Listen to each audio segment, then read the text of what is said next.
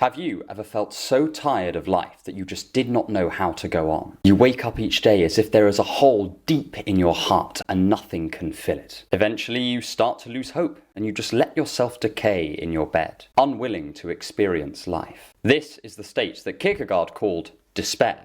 And I think it is a fairly accurate label. Despair for Kierkegaard is the emotional state of not just being scared of death, but being scared of continuing to live. It is a dark cloud that descends on the whole of reality, and it is a state that Kierkegaard knew well. His brilliant book, The Sickness Unto Death, explores what despair is, how it arises, and what can be done about it. Before we get started, it's worth noting that Kierkegaard was very much writing from a religious perspective. He's as much a theologian as he is a philosopher. But since I still think his ideas have brilliant insights in a non-religious context, I'll be secularizing some of them for the sake of this video, and I beg the more theologically inclined of you to be patient with this presentation. As always, I urge you to go and read Kierkegaard's book for yourselves, as I cannot talk about all of his ideas about despair in full detail here. But without further ado, let's get started. 1. The origins of despair. One of my childhood friends suffered and still suffers with severe depression. I remember once having a conversation over coffee with her one time, and she came out with such a poignant way of describing her mental state that I just had to write it down. She said, "It is like I cannot bear to be aware of things. Every thought I have about the world or about myself just sinks me deeper into misery." I'm sure that many of us have had this feeling, be it for a single day or for whole years. And I'm struck by how similar this description is to what Kierkegaard says is the origin of despair. For Kierkegaard, despair is a uniquely human condition because we are the only creatures that can stop and reflect on our experiences in the world. We can consider questions of meaning. We can ask why things are the case. We can examine our own characters and find ourselves lacking. We can look to the future and yet see no hope.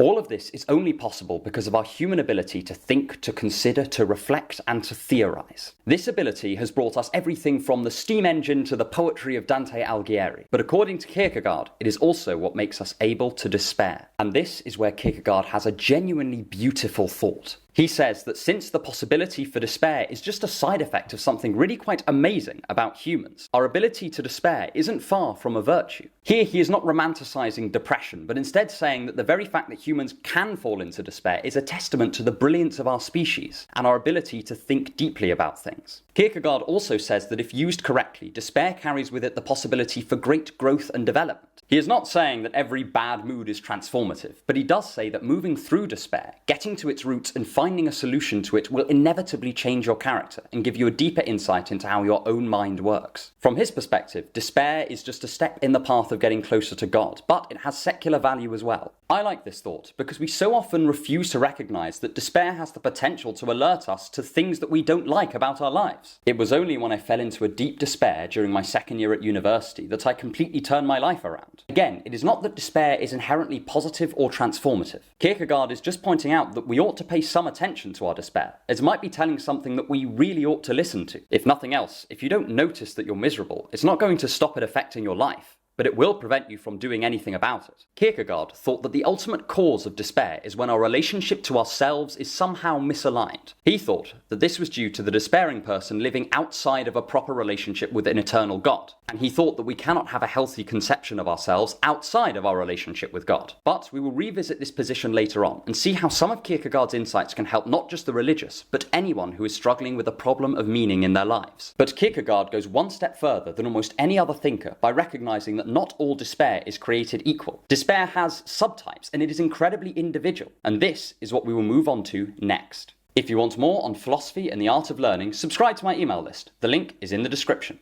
2. Despairs of excess and despairs of limitation. Imagine two people, both in extreme distress. One of them is a prisoner serving a life sentence. They feel trapped in their tiny cell, and they have no hope that their life will ever get better. They can see only one route ahead of them in life, and no other possibility even crosses their minds. Robbed of hope, they despair. The other is someone we might call a complete daydreamer. They spend their days wandering about thinking of all the possible paths they could take in life. One day they want to be a lawyer, the next day they want to be a doctor, then they want to be an artist. They constantly put off making any decision until one day they wake up and realize that it is too late to do any of these things, and they too fall into despair. These characters illustrate two genres of Kierkegaard's idea of despair that I think is incredibly relevant even in our secular world. I call these despairs of limitation and despairs of excess, respectively. Despairs of limitation feel like being trapped on one road in life with no possible way of diverting your course. In Kierkegaard's words, it is when we have no conception of infinity or of possibility, and so we feel both confined by our mortality, but also trapped by how we've chosen to spend our finite time on this earth. This is the person that cannot conceive of their circumstances changing, or of possibilities they have, or of choices they can make. They cannot conceive of anything greater than themselves, and they find it difficult to subordinate their moment-to-moment desires to some higher power or set of values. Living with this sort of despair is like pacing around a prison cell when the door has been unlocked this entire time.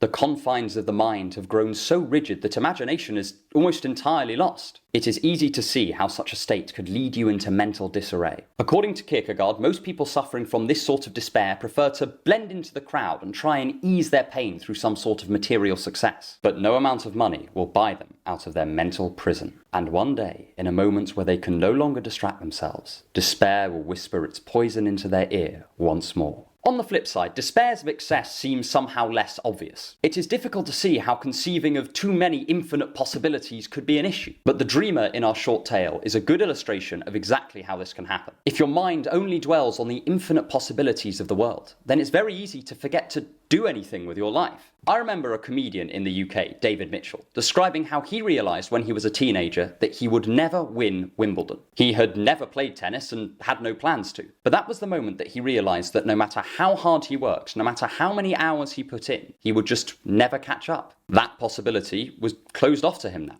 This is what will eventually happen to somebody suffering from a despair of excess. In one moment, all of their dreams and ambitions will turn to dust, as they realise that in keeping all possibilities alive, they have simultaneously condemned them all to death. But even if they pick one path and stick to it, the person despairing of excess will not be satisfied. They might be the best surgeon in the world, but they wonder what would have happened if they pursued their passion for painting. They are constantly tormented by what might have been, even if reality is actually quite pleasant. I love these two genres of despair because it really brings home something I don't often see people talk about when it comes to misery. People need different solutions. If someone feels trapped in an unhappy marriage, their despair is going to need a very different approach to someone who cannot commit to anything in life. I know it sounds obvious, but this bare fact often goes unsaid, and Kierkegaard's work brings out the immense diversity of human suffering in all its technicoloured glory. But what about those deeper pits of despair? Ones where it seems hopeless to even try and climb out? Well, that is exactly our next point. 3.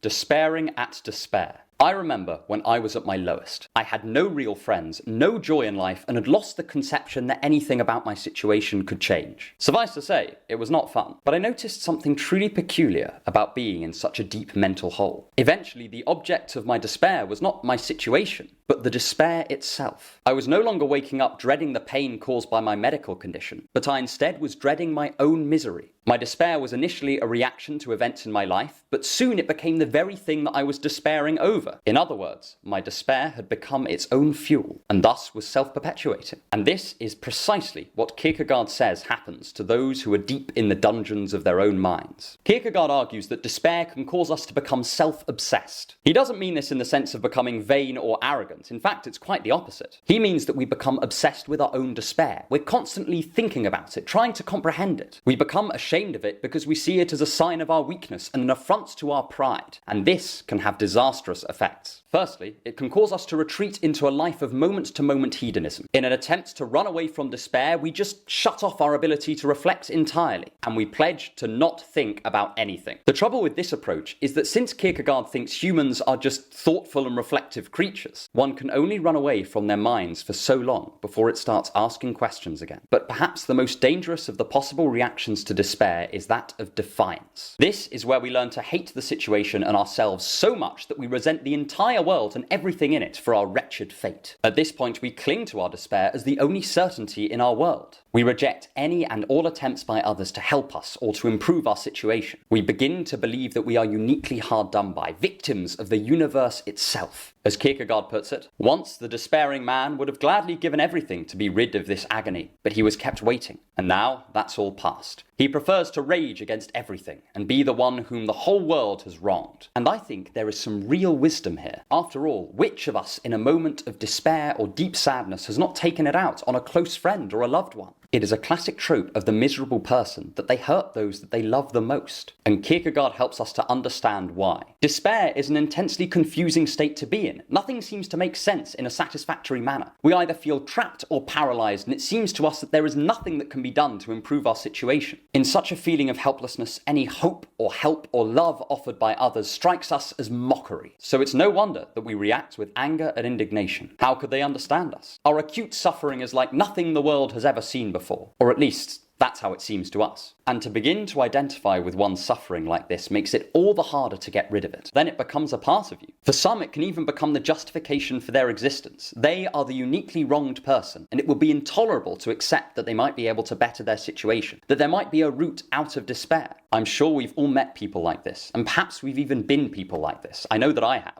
Kierkegaard describes this sort of person with startling precision for someone over a century away from our world. But what to do about despair? Luckily, Kierkegaard has a solution. 4. The necessity of faith. Of course, Kierkegaard says that the answer to despair is ultimately a full and thoroughgoing embrace of Christianity, but the benefits he attributes to a faith in God can ultimately benefit anyone, provided they're willing to accept a higher power or a higher set of values. In other words, something greater than themselves. Kierkegaard says that the part of the cause of despair is that we are conscious of the fact that we are mortal, but we can conceive of the immortal, of the transcendent. That is, we are ourselves, but we can conceive of something much, much greater than ourselves, and we yearn to be a part of whatever that thing is. This is not a perspective unique to Kierkegaard, or even one that necessitates a belief in God. Even much more secular thinkers like Camus, Nietzsche, and Sartre think that we have a longing for a greater meaning or power in the world. Kierkegaard says that Christianity does this job extraordinarily well through its idea of Jesus as the God-made man, because it makes a higher power that is nonetheless still close to us as humans. But our higher power does not need to be a Christian belief. There are many things that can theoretically fill the role of a higher power. It might be certain moral values like kindness or generosity.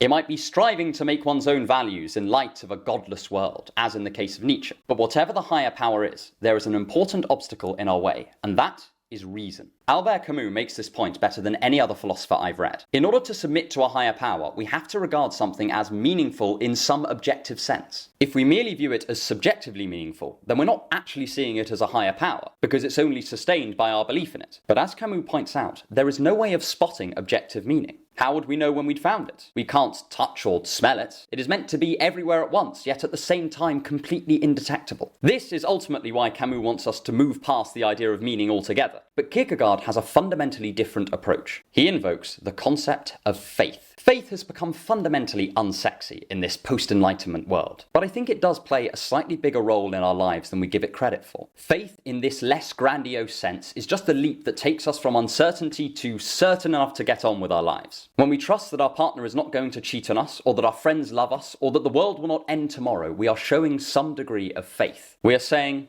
I don't know this for certain, but I'm going to trust in it nonetheless. At the very least, I'm going to act as if it's true. This is not a rational maneuver. It will be rational to doubt something just to the extent that it's likely that it's false. But we cannot live like this. We just don't have enough mental bandwidth. So in our everyday lives, we have to use faith instead. Kierkegaard is asking us to take this leap of faith in the problem of meaning. He agrees that you can't base your meaning-given principle on reason alone. Whether you believe in God or of morality or just that a particular aspect of your life is actually meaningful. Kierkegaard says that you have to use faith, otherwise the meaning just won't be there. And I think there is really some wisdom in this. It recognizes that existential solutions in our lives may not be rational. Just as there is no reasoned justification for our hungering over objective meaning, there is no reasoned way of arriving at a solution to it. But for Kierkegaard, living without faith in anything is signing yourself up to despair. And his position is definitely one worth considering, whether you're devoutly religious or staunchly secular. But if you think a leap of faith is not for you, then check out this video to learn how Camus attempted to solve the problem of meaning while remaining totally rational by just asking us to forget about meaning altogether. And stick around for more on thinking to improve your life.